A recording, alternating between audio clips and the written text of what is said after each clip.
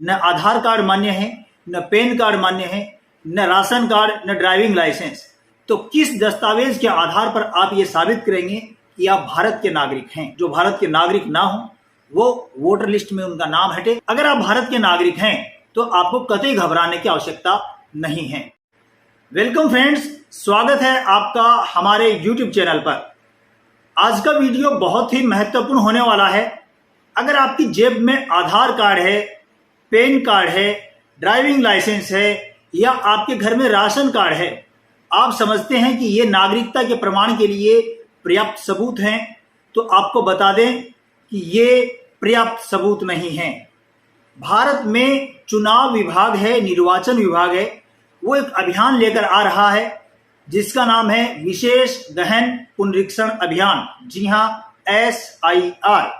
और इसमें भारत का नागरिक होने का प्रूफ देने के लिए, प्रमाण देने के लिए, साबित करने के लिए कि आप भारत के नागरिक हैं, उनमें न आधार कार्ड मान्य है, न पैन कार्ड मान्य है, न राशन कार्ड, न ड्राइविंग लाइसेंस। तो किस दस्तावेज के आधार पर आप ये साबित करेंगे कि आप भारत के नागरिक हैं? और ये क्या अभियान है? तो सबसे पहले इस वीडियो में आपको बता दूं कि इस वीडियो में 11 बिंदु आप जानेंगे। वीडियो की साइज बड़ी होगी, ये आपको शुरुआत में बता देता हूं, क्योंकि 11 बिंदु हैं, बहुत ही महत्वपूर्ण बिंदु हैं जिनके बारे में डिटेल में चर्चा करेंगे और एक एक बिंदु के बारे में आप समझेंगे और आपके सारे सवालों के जवाब पूरी तरह से समाप्त हो जाएंगे। तो चलिए शुरू करते हैं पहले बिंदु से कि आप इसमें क्या क्या समझेंगे। सबसे पहले आप समझेंगे कि ये विशेष गहन पुनरीक्षण अभियान क्या है और ये निर्वाचन विभाग ये अभियान क्यों लेकर आया है। तीसरे बिंदु में आप जानेंगे कि BLO और राजनीतिक पार्टियां हैं, उनका इस अभियान में क्या योगदान रहेगा, क्या भूमिका रहेगी। चौथा, आप समझेंगे कि इस अभियान में आपको गणना प्रपत्र मिलेंगे, वो मिलने के बाद में आपको क्या करना होगा।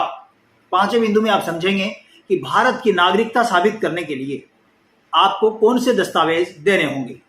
छठे बिंदु में आप समझेंगे कि आपके परिवार का यदि कोई सदस्य, आपके घर का कोई भी मेंबर जो वोटर है वो घर में नहीं रहते हैं, तो ऐसी स्थिति में आपको उनका सत्यापन कैसे करवाना होगा। सातवें बिंदु में आप समझेंगे कि जो आधार वोटर लिस्ट जो है इस अभियान की, वो आप कैसे डाउनलोड करें और कहां से डाउनलोड करें। अगले बिंदु में आप समझेंगे कि यदि इस प्रोसेस में ऑफलाइन तरीके से आप कहीं चूक जाते हैं तो ऑनलाइन में आपके पास क्या ऑप्शन रहेगा। नवें बिंदु में आप समझेंगे कि इस अभियान से जुड़े रहने के लिए, अपडेट रहने के लिए, नाम जुड़ा है, कटा है, क्या प्रोसेस जो भी हो रही है उसके बारे में अपडेट रहने के लिए आपको क्या करना होगा। 10वें बिंदु में आप जानेंगे कि यदि अभियान में आपका नाम कट जाता है वोटर लिस्ट से तो वापस जुड़ाने के लिए आपको क्या करना होगा। अंतिम बिंदु रहेगा जिसमें आपको बताएंगे कि आपके मन में यदि कोई भी सवाल हो इस अभियान से जुड़ा हुआ, उसका समाधान आप कैसे करें। तो चलिए शुरुआत करते हैं। पहला बिंदु है विशेष गहन पुनरीक्षण क्या है। ये एक अभियान है जो निर्वाचन विभाग, चुनाव विभाग पूरे देश भर में चलाने जा रहा है। सबसे पहले बिहार में चलाया गया, जिसमें पुनरीक्षण किया जा रहा है, विशेष रूप से गहन पुनरीक्षण हो रहा है कि भाई कौन है असली वोटर और कौन है फर्जी वोटर। असली वोटर को रखा जाए, फर्जी वोटर को हटाया जाए। दूसरा बिंदु कि निर्वाचन विभाग ये क्यों कर रहा है। ये इसलिए कर रहा है कि बहुत सारे जो ऐसे वोटर जो भारत के नागरिक नहीं हैं और वो भारत में किसी भी तरह से वो एंटर हो गए और एंटर होकर उन्होंने आधार कार्ड बना लिया, आधार कार्ड से वोटर लिस्ट में नाम जुड़वा लिया और वो भारत के वोटर बन गए। ऐसी कंडीशन में विशेष गहन पुनरीक्षण अभियान के तहत निर्वाचन विभाग ये पूरी तरह से एकदम से क्लियर करना चाहता है कि ये हमारे भारत के नागरिक हैं और ये हमारे वोटर हैं। जो भारत के नागरिक ना हो वो वोटर लिस्ट में उनका नाम हटे और उन्हें लोकतंत्र में हिस्सा लेने जैसा फायदा विदेशी नागरिक को क्यों मिले। तो इसलिए ये निर्वाचन विभाग ये अभियान लेकर आ रहा है। अगर आप भारत के नागरिक हैं तो आपको बिल्कुल भी घबराने की आवश्यकता नहीं है। कोई अगर आपको डराता है, कोई आपको अगर ये कहता है कि इसमें तो बहुत सारी समस्याएं हैं, तो आपको बिल्कुल भी घबराने की जरूरत नहीं। आप इस वीडियो को देखेंगे तो आपकी सारी जो टेंशन है, आपके सारे सवाल है, वो इस वीडियो में आपके पूरी तरह से क्लियर होंगे। अगर आप भारत के नागरिक हैं तो आपको कतई घबराने की आवश्यकता नहीं है। तीसरे बिंदु में हम देखते हैं कि भाई BLO जो है या राजनीतिक पार्टियां, इनकी भूमिका क्या रहेगी। BLO क्या होता है? वोटर लिस्ट में नाम जोड़ना, काटना, करेक्शन करना, सुधार करना, ये सारे काम बीएलओ करता है। आपके एरिया का जो बीएलओ है, बूथ लेवल ऑफिसर है, वो ये गणना प्रपत्र आपको घर घर आकर देगा। घर घर, प्रत्येक घर पे पहुंचकर बीएलओ गणना प्रपत्र लेकर आएगा, जो कि निर्वाचन विभाग के द्वारा दिया जाएगा, जो प्रिंटेड होगा। आपकी फोटो वगैरह, आपकी डिटेल वगैरह उसमें पहले से प्रिंट होगी। वो दो प्रतियों में आपको वो गणना प्रपत्र बीएलओ के द्वारा आपके घर पर लाकर दिया जाएगा सभी वोटर को। राजनीतिक पार्टियों की भूमिका यह रहेगी कि आप यदि किसी पार्टी के संपर्क में हैं, तो आप उस पार्टी के BLA यानी बूथ लेवल एजेंट है, उससे आप संपर्क कर सकते हैं। आपके हर क्षेत्र में, हर गांव, गली, मोहल्ले में हर पार्टियों ने अपने अपने BLA बना दिए हैं, बूथ लेवल एजेंट। वो लोगों की सहायता करेंगे, अपने अपनी पार्टी के लोगों की सहायता करेंगे, और एक साथ में जब अभियान चलेगा उस दौरान ड्राफ्ट सूची जारी होगी, उससे पहले तक 50 मतदाताओं के गणना प्रपत्र इकट्ठे करके पूरी तरह से दस्तावेज लगा के वो बीएलओ को लाकर दे सकता है। पूरी तरह से जिम्मेदारी नहीं है, लेकिन अगर वो करना चाहे हेल्प या फिर इसमें हिस्सा लेना चाहे तो वो कर सकते हैं। इसके अलावा बहुत सारे आपके एरिया में वॉलंटियर्स हैं, एनसीसी हैं, आंगनवाड़ी कार्यकर्ता हैं, स्कूल के टीचर्स हैं, वो भी इसमें आपकी मदद करने वाले हैं। तो ये तो हुई बीएलओ राजनीतिक पार्टियों की बात। आगे मैंने आपको कहा कि बीएलओ आपको गणना प्रपत्र ला के देगा आपके घर पे। हर वोटर के 2 गणना प्रपत्र आपको मिलने वाले हैं। उसमें आपको क्या करना होगा, उसमें आपकी डिटेल है वो आपको अच्छी तरह से चेक करनी है, और डिटेल भरने के बाद में 2 बिंदु उसमें महत्वपूर्ण होते हैं कि आप 18 साल से ऊपर के हों और भारत के नागरिक हों। ये 2 बिंदु महत्वपूर्ण। उसके अलावा तो और भी कई बिंदु हैं, जैसे कि मानसिक रूप से स्वस्थ हों, वोटर लिस्ट है उसमें नाम जुड़ाने के लिए कोर्ट ने या फिर किसी प्रक्रिया के तहत दीवार नहीं किया गया, इस तरह से कई प्रोसेस हैं। लेकिन उनको तो पहले ही उनकी छंटनी कर दी जाएगी। आपके पास यदि गणना प्रपत्र पहुंचता है तो आपका काम है उसको अच्छी तरह से देखना, जांचना, और उसके बाद में कई डेटा जो उसमें नहीं भरे हुए हैं उनको भरना, और उसके साथ में नागरिकता का कोई प्रूफ लगाना। तो नागरिकता का प्रूफ लगाने के लिए कुछ दस्तावेज हैं। 5वां बिंदु हमारा यही है कि भारत की नागरिकता साबित करने के लिए आपको कौन से दस्तावेज देने होंगे। इस अभियान में दस्तावेज लेने के आधार पर मतदाताओं की 3 कैटेगरी बनाई गई है। पहले वे मतदाता जिनका जन्म 1 जुलाई 1987 से पहले का हो। यदि आपका जन्म 1 जुलाई 1987 से पहले का है तो आपको सिर्फ और सिर्फ एक दस्तावेज देना होगा, आपका स्वयं का। जो 11 दस्तावेज की लिस्ट है उनमें से एक दस्तावेज आपको अपना स्वयं का देना होगा, और उसके बाद में आपका वोटर लिस्ट है उसमें नाम कंफर्म हो जाता है। यदि आपका जन्म 1 जुलाई 1987 से 2 दिसंबर 2004 के बीच का है, यदि आपका जन्म 1 जुलाई 1987 से 2 दिसंबर 2004 के बीच का है तो आपको 2 दस्तावेज देने होंगे। एक तो आपका खुद का दस्तावेज देना होगा, दूसरा आपके माता या पिता में से किसी एक का दस्तावेज देना है। तो खुद का हो गया या माता पिता में से किसी एक का हो गया। तीसरे वे वोटर हैं जो 2 दिसंबर 2004 के बाद में जन्मे हैं। ऐसे मतदाताओं को 3 दस्तावेज देने होंगे। स्वयं का दस्तावेज देना होगा, माता का दस्तावेज देना होगा और पिता का दस्तावेज देना होगा। ये 3 तरह के दस्तावेज आपको देने होंगे यदि आप 2 दिसंबर 2004 के बाद जन्मे हों। इसके लिए सरकार ने 11 दस्तावेजों की सूची बनाई है, और ये 11 दस्तावेज जो हैं वो आपकी स्क्रीन पर आपको दिख रहे हैं।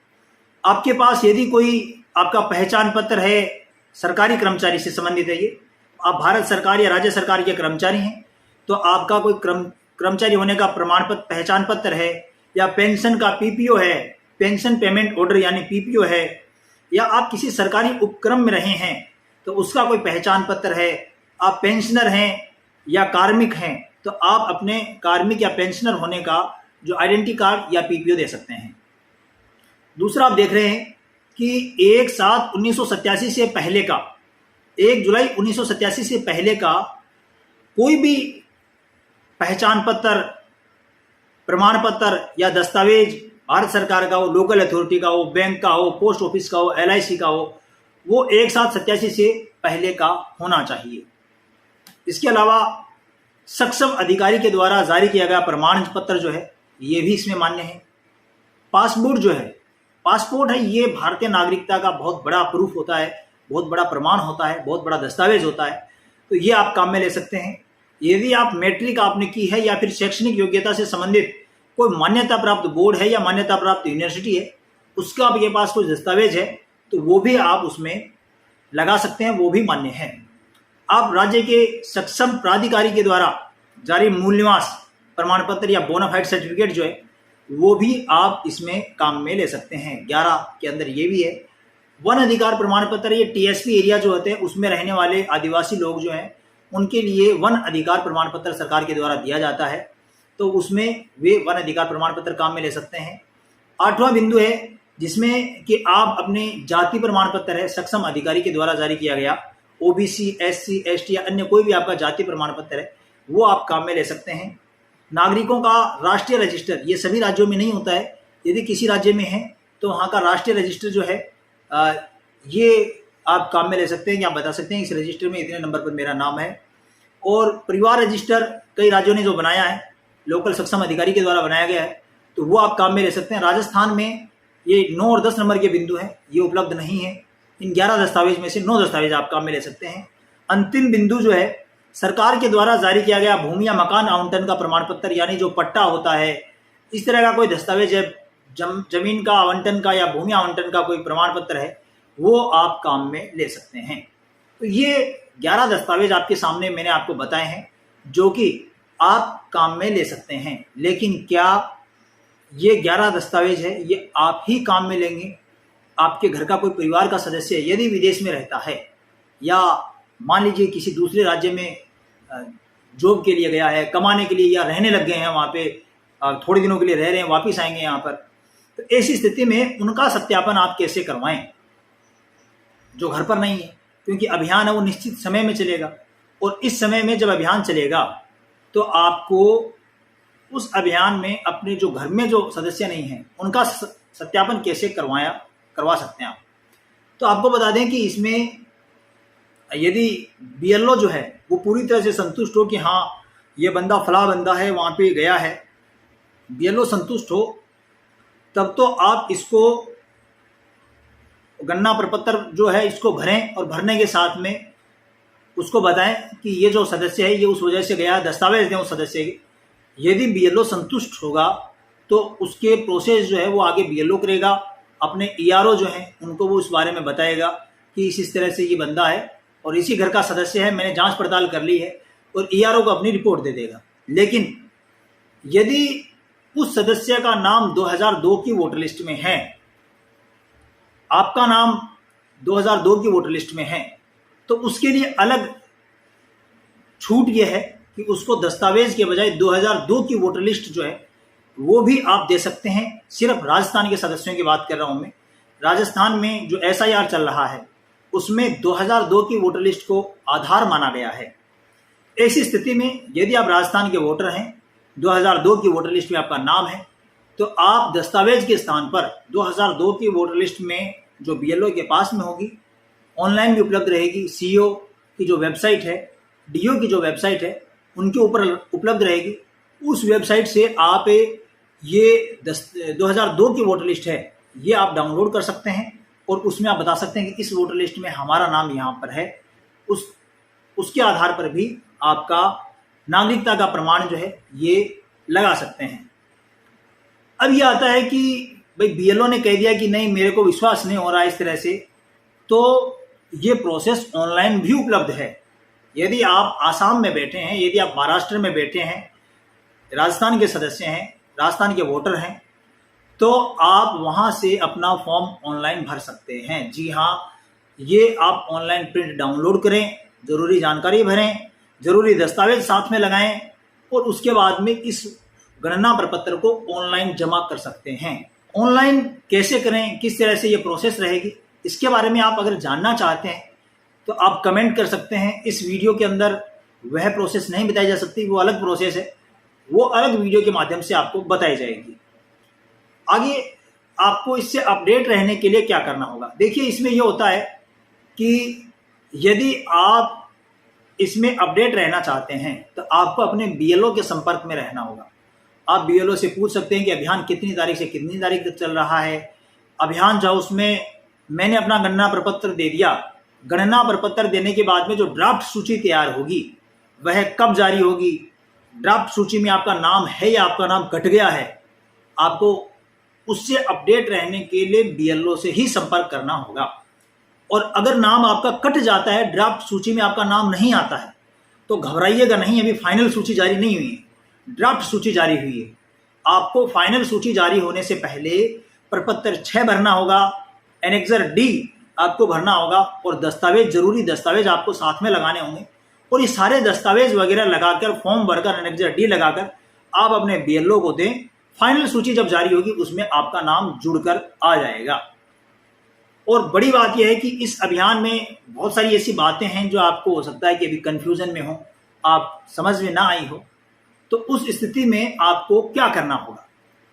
ऐसी स्थिति में आप इस वीडियो के कमेंट में करके, आप कमेंट करके पूछ सकते हैं कि मुझे ये बात समझ में नहीं आई है। मेरी कोशिश रहेगी आपको जवाब देने की। इसके अलावा आप यदि विभागीय तरीके से, सरकारी तरीके से कोई जानकारी पाना चाहते हैं तो आपके नज़दीक में जो निर्वाचन क्षेत्र का जो ऑफिस है, एसडीएम कार्यालय है, निर्वाचन कार्यालय है, या फिर आपके बीएलओ जो हैं, बूथ लेवल ऑफिसर हैं, उनसे आप संपर्क कर सकते हैं। उनसे संपर्क करके आप कोई भी सवाल जो आप पूछ सकते हैं, या फिर निर्वाचन विभाग की टोल फ्री वेब जो नंबर है उस पर भी आप कॉल करके जानकारी ले सकते हैं। तो ये एसआईआर विशेष अभियान जो चल रहा है, इसके बारे में कुछ जानकारी थी। कुछ जानकारियाँ वो अभी रह गई हैं क्योंकि वीडियो की साइज काफ़ी ज़्यादा हो गई है। तो बहुत सारी जानकारी ऐसी है जो अगले वीडियो में मैं आपको बताने वाला हूँ। तो उससे जुड़े रहने के लिए आप हमारे चैनल को सब्सक्राइब कर लें और वीडियो को लाइक कर दें ताकि हर अपडेट आपको मिलते रहे। मिलते हैं अगले वीडियो में, तब तक के लिए जय हिंद, जय भारत।